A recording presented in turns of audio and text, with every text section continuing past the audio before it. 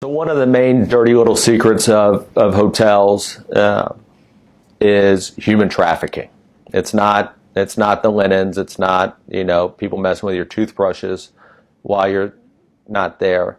It's trafficking human beings for sexual services, and it's happening right now. It's happening in every major city in the country. The stories have become more robust about it. You'll see it as a sporting event comes into town. There'll be a human trafficking task force now set up. You see it in the bathrooms at big hotel chains with signs on the back saying, "Here's if you see something, say something." And you think, "Wow, this is a problem that's really blown up, and we need to stomp it out." But what the hotel industry doesn't want you to know is this is not a problem that's just all of a sudden burst onto the scene, that all of a sudden, we have this epidemic of human trafficking that wasn't there before. In fact, this is something that they've known about for decades. It's been a, see nothing, say nothing type model by the hotels. But, young women and young men being brought into hotels where they are held captive, by their traffickers, where they are forced to perform sexual acts on men and women, and they are drugged. Oftentimes, a lot of times they can be malnourished. They are not allowed to leave. They're not allowed contact with family members.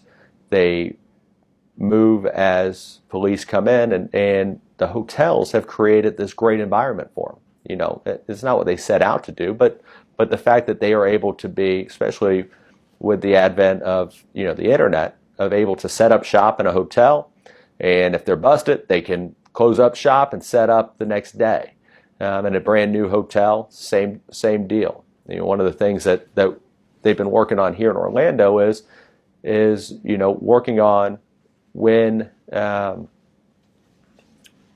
who is arrested, really, right? Because in the past, everybody that was involved in sex work was arrested because, you were involved in prostitution, without realizing that it may not have been by choice. It may have been forced. It may have been coerced. It may have been done by drugs.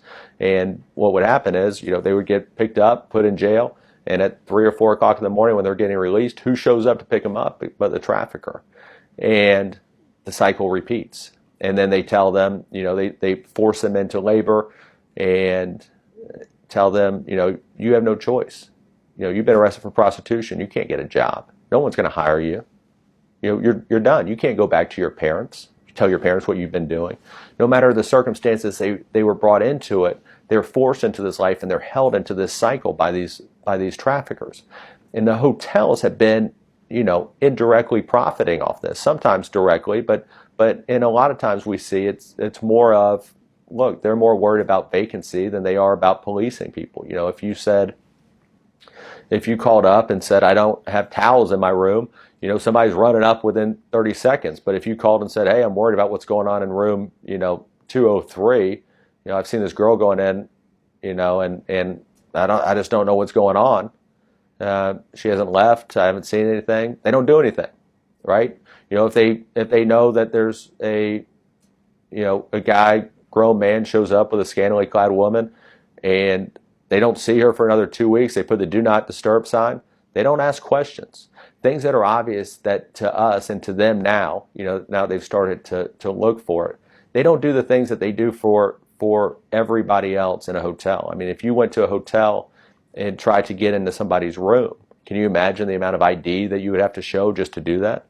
And they've not taken simple steps that would have prevented this or ended it or made sure it couldn't happen in their hotel. These are all things that were in their possibility and in their control that they didn't do. And it's not everybody, but it's more than you would think.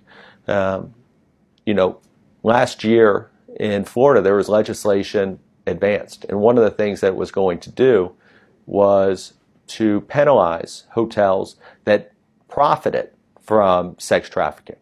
And it was going to reimburse victims who had been victimized within those hotels by taking away the profits of the hotel from that particular act. And it was killed. That bill was killed.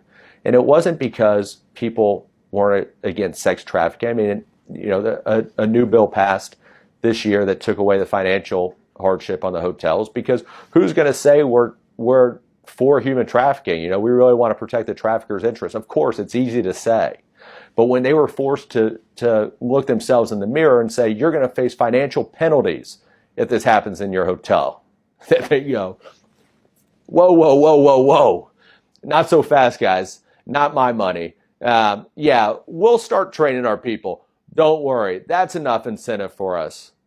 But we'll keep the money that we made off of these girls and women who were trafficked in our hotel, who we allowed to be abused under our watch, that we could have stopped and did nothing about, that we did no training, that we didn't take the simple steps that we would for any other guest in our hotel. We didn't do safety checks. We didn't do wellness checks. We didn't look at our cameras. We didn't see the things that we didn't want to see. But don't punish us. So to me, it's a little disingenuous. You know, it's too little, too late. And of course, they're against human trafficking. How could they say otherwise? But they don't want to do anything to make up for the wrong that was done under their watch that they could control. They don't want to take responsibility for their role in allowing this, in putting vacancy over decency. And that needs to change.